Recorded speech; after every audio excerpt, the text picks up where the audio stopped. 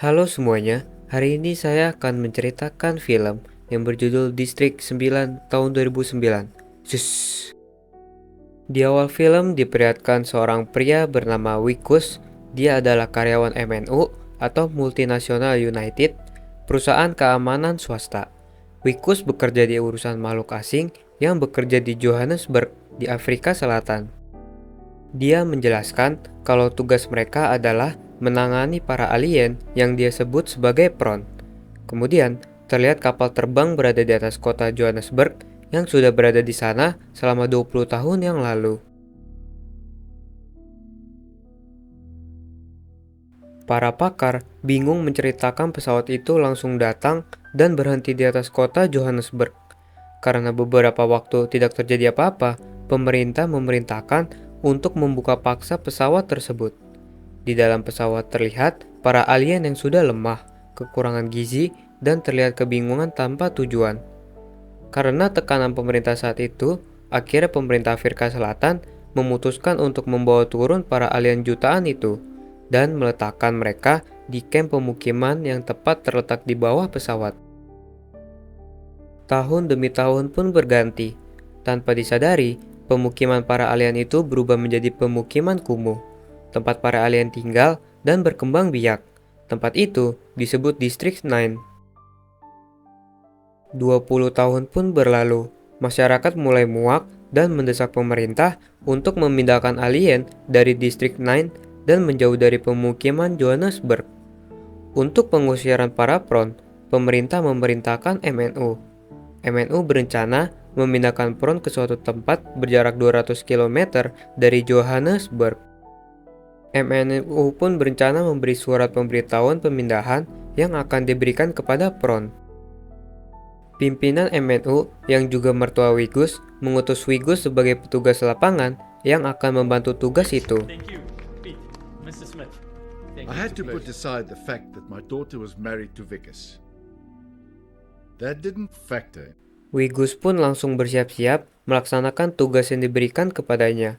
Lalu, ia berangkatlah Wigus bersama pasukan MNU menuju Distrik 9.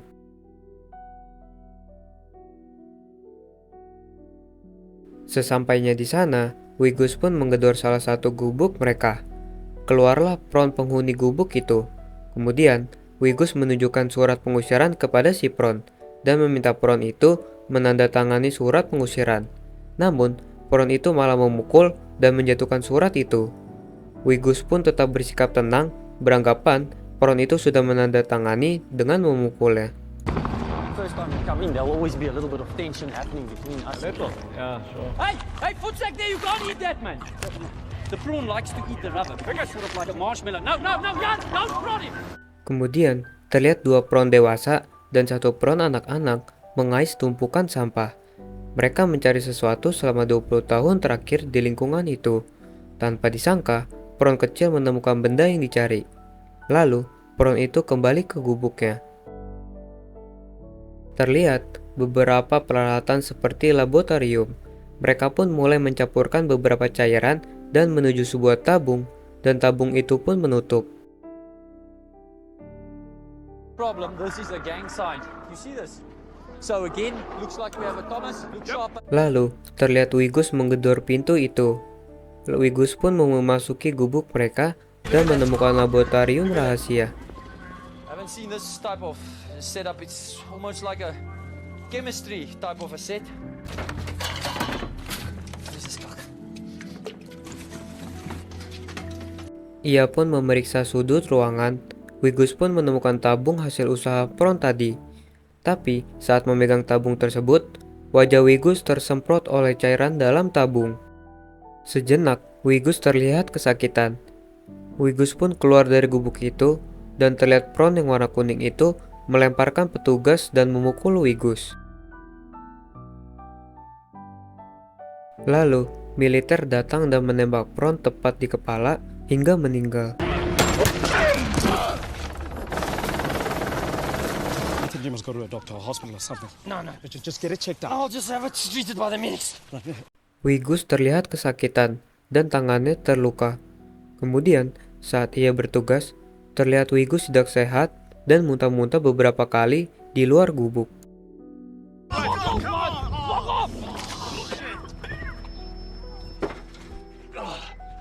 Di perjalanan pulang, Wigus menyuruh temannya untuk menepi dan membeli makanan.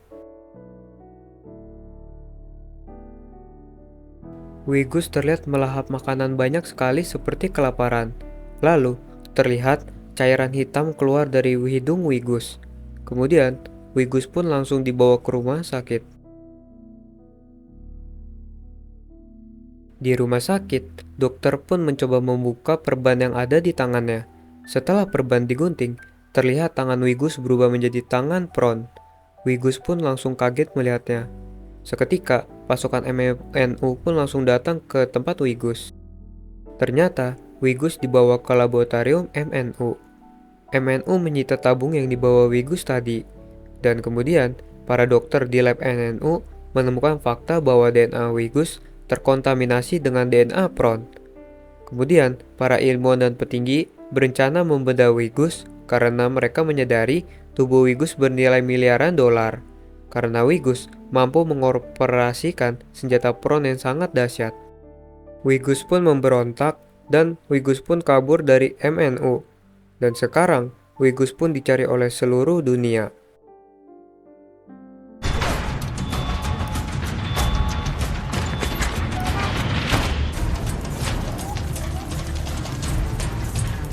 Singkat cerita, ketika Wigus sedang bersembunyi di dalam gubuk, ia pun didatangi oleh robot dan terbuka seakan-akan Wigus disuruh menaikinya. Sementara itu, pesawat induk yang bergerak menarik semua perhatian. Kemudian, Wigus pun keluar mengendarai robot itu. Di luar, Wigus melihat pihak militer yang menawan Christopher atau Pron itu. Kemudian, ia pun membantu melepaskannya.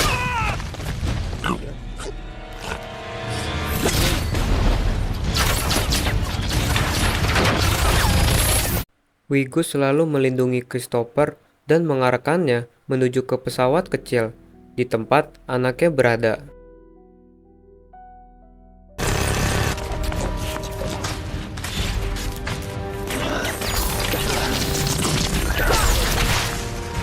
Akibat terkena tembakan bertubi-tubi, robot Wigus pun melemah. Christopher akhirnya masuk mencapai pesawat anaknya dan berjanji 3 tahun lagi akan kembali menyembuhkan Wigus. Wigus pun merangkak keluar dari robot. Di belakangnya, terlihat seorang tentara memegang senjata yang berniat menghabisi Wigus. Terlihat, satu mata Wigus berubah menjadi Pron. Di saat Wigus terdesak, muncul para Pron menghubungi tentara itu. Dan Wigus pun akhirnya diselamatkan.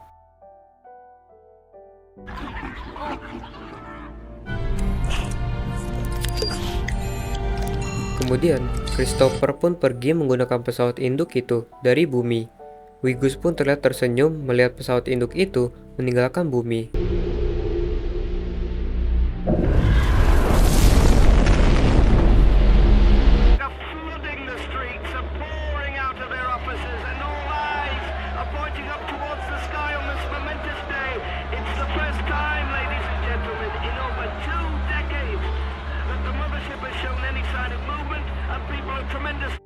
Kemudian, kembali terlihat wawancara dengan narasumber yang mengatakan sejak saat itu mereka tidak melihat lagi Wigus dan semua keluarganya mengatakan Wigus telah tiada. Kemudian, terlihat istri Wigus melihatkan sekuntum bunga yang terbuat dari besi yang ia temukan di depan pintu rumahnya. Dia tidak tahu siapa yang menaruhnya. Lalu, gambar terakhir, terlihat seekor Pron sedang merangkai bunga dari besi di antara tumpukan sampah. Dan film District 9 tahun 2009 kini pun selesai. Terima kasih yang sudah menonton. Jangan lupa subscribe, like, dan nyalakan tombol loncengnya.